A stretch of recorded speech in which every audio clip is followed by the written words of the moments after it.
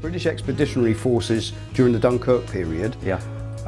Again, this is another iconic vehicle. Before the Jeeps came in, this was the British Army Light Reconnaissance Vehicle.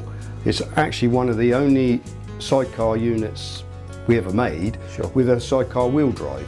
This is the actual lever that engaged this dog clutch. It's quite a clunky affair, and would quite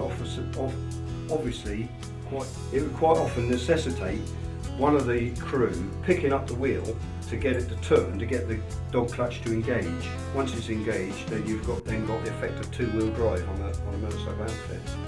So you had so this section here engages this. So we've motorcycle with two-wheel drive. That's right. Basically. Prop shaft designed for off-road conditions, and designed to carry a crew of 3 with ammunition and gear and equipment, real heavy outfits, very low geared. Thousands of these went over to Dunkirk, and obviously thousands got left there. So again, another rare vehicle. Yeah. You know, I know of about a dozen of them restored, and some are waiting to be restored. But still, again, we're not talking large numbers here by the sound of it. No, I know of about a dozen, and I know of about a dozen restored, and some other parts of bikes, and 1 or 2 people who've got probably enough to build one. Well, I have to say, as regards a motorcycle and sidecar unit, it really is quite a beast, isn't it? Yeah. There are, in fact, pictures. In fact, if you pan onto there in a minute, you can see the rows of them ready to go, in Belgium and during that period. But a lot of them obviously got left there. In fact, there's a scrapyard here. Look, German scrapyard with one there. Isn't it? Where it's all British bikes and stuff. Yeah. But they stopped building these. These became obsolete by 1942. When the Jeeps came in, these were stopped. Were they? So production started when? I think they were playing around with it at 38. Oh right. So went into production. Because the Norton factory had this idea of being ready, because there was mumblings about the war. Sure. The Norton factory were getting into readiness to grab some War Office contracts. Sure. So they came up with this outfit. Yes. And went into production in 39, and obviously from that they were all used up at that early part of the war. Yeah. Production stopped in 42. By then we had the Jeep coming in, which was a far better vehicle, really. Yeah. Now, what CC have we got here? This is they're 633cc, 633cc, side valve, single cylinder side valve, very low geared, typical Norton, very antique in their design. Very robust. Was it a good workhorse? Tough as old boots, tough as old boots. Obviously, with the Norton badge, they had to produce something robust and.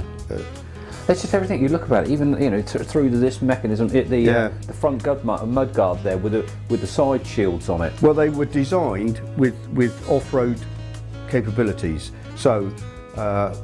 They fitted a huge mudguard on the front to stop the wheel being clogged by mud. Right. Obviously a valance on the near side to stop the passenger in the sidecar or the sidecar getting sprayed with mud. Yes. To a great degree. What sort of speeds were these capable of? Only, I suppose realistically, 40-ish. Yeah, sort of 30, 40 miles an hour. With the gearing, they were very low geared, because you can imagine the sidecars, as it happens, are made of 1 inch thick hardwood. It takes 2 men all their effort just to lift the sidecar body, and I know because I've done it. The wheel drive, unlike the German outfits that had a differential, these were just a straightforward prop shaft to the wheel, to the sidecar wheel, with a dog clutch. Once engaged, you've really got no. On a corner, on a hard surface, on a corner, the tendency was for the thing to go straight on instead of going around the corner, because you've got no differential action. Oh right, yeah, sure. So the riders were quite specialist in this.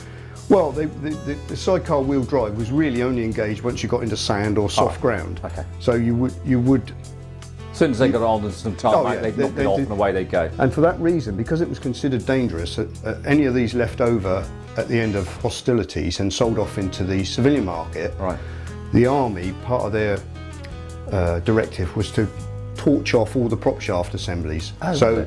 a lot of these came out, including this one, with parts missing. I've had to remanufacture or get manufactured a lot of the parts and find the prop shaft and everything to put it back to what it should be. But again, all in full working order. Oh, it's all perfectly full and working order. And I see the guy that sat here had the benefits of the rifle. Every third outfit of these battalions had a Bren gun. Every outfit had a 303 and every outfit carried 303 ammunition. Right. So between them they had, they were really heavily kitted up with the machine guns, rifles and ammunition. And you can imagine the weight of 3 blokes with the outfit and ammunition that's what I was thinking. and all their kit, Yeah. whatever else they could carry on these, they must have been tremendously heavy. Yeah, yeah. They're heavy old things empty. There's another point of interest. All the wheels are interchangeable. So the 3 wheels are all interchangeable, and for that reason they carried a spare. Each outfit had a spare, so that wheel could be put on any position as required. Carrying ammunition and spares. This actual sidecar body was found derelict in India by a friend of mine, and I imported it, and another friend of mine, a neighbour who was a cabinet maker, restored the body back to its condition with using inch-thick ash.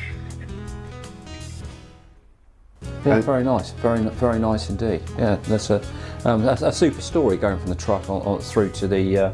Well, I've depicted them because it's impossible to know the actual history of the vehicle other than you can research its census numbers and so on. You can't really ever tell where the vehicles were used. Yeah.